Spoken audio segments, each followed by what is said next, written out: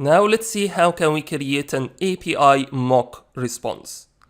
Let's say that we want to create a get profile operation in the LinkedIn profile API. And this operation doesn't have a backend function yet. And we want to allow the consumers of get profile operation to start to do their code changes and interact with get profile operation as soon as possible and without much dependency on the progress of the backend function of the get profile operation. This is where the mock responses becomes really helpful, and it's one of the powerful features about the API management. So let's go ahead and see how can we do this. Let's add a new operation. Let's call it get profile, and the URL, which is not ready yet, let's call it get profile 2. And let's save this operation. Now let's go ahead and test it. And as you can see here, we have got 500 internal server error because there is no backend function linked to this operation yet. And what we are going to do now is to go ahead and create a response. Let's call it 200 OK. And then let's add a content type to be application JSON, for example. And then let's add a sample here to be LinkedIn profile,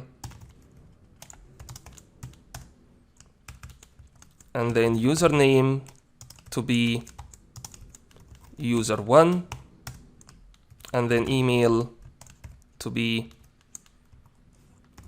user1@outlook.com, for example. And let's go ahead and save this. Now let's go back and test get profile operation one more time. And again, we're still getting 500 internal server error.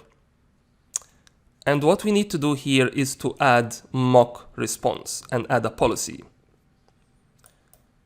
So let's add a new policy and add mock response. And for this one, we are going to stick with the 200 application JSON response. And let's save this mock response. And you can view it from here as well. And now let's go and test get profile operation. And as you can see, we get 200 response code with the same JSON structure that we've specified in the mock response. Now let's test create profile operation. Again, we are getting 200 response code, which is great, but we don't get the line that says your profile has been created successfully, right? So let's go back and see why this happened. When it comes to policies, there are 4 scopes we can define our policies in the API management. We can have a global policy, where we create a policy that's going to affect all APIs in our API management. Or we can have a product policy, where we can create a policy that's going to affect all APIs in a certain product, pretty much like this policy that's been applied for the starter product, if you remember. Also, we can have an API scope. This is where we are going to have a policy that's going to be applied to all operations in a particular API.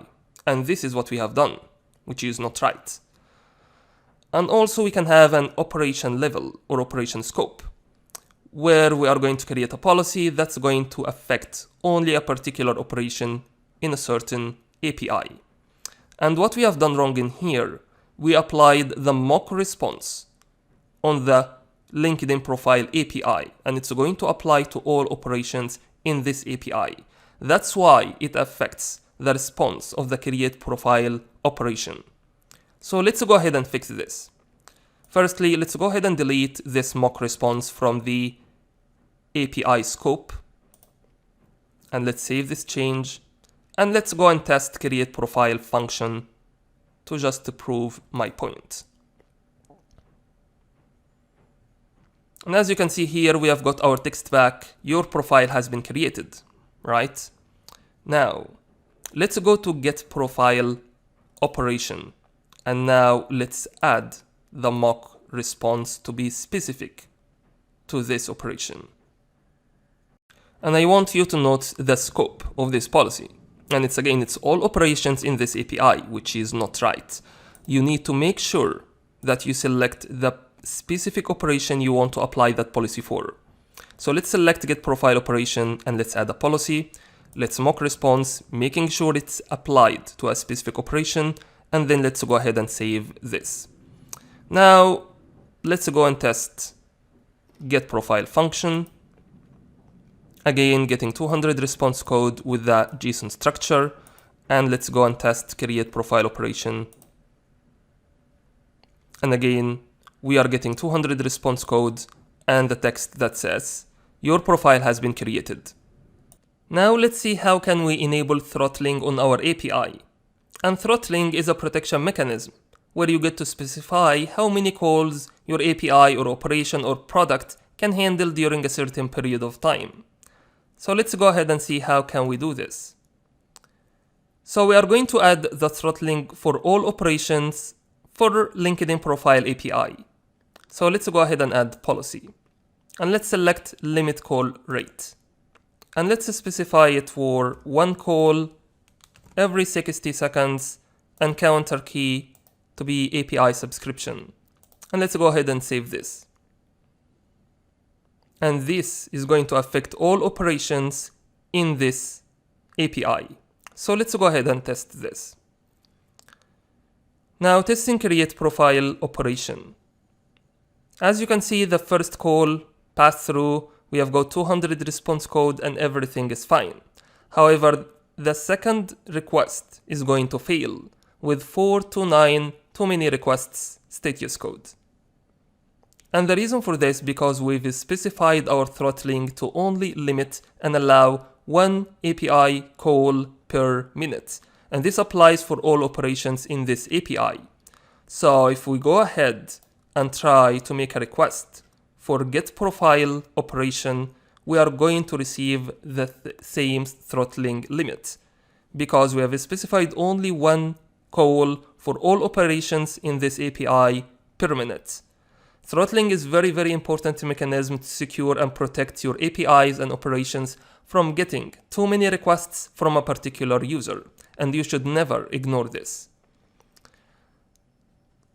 Now let's go back and remove the throttling limit. And let's save our changes. That's it for this lecture. I hope you enjoyed it, and please feel free to join me in the next lecture.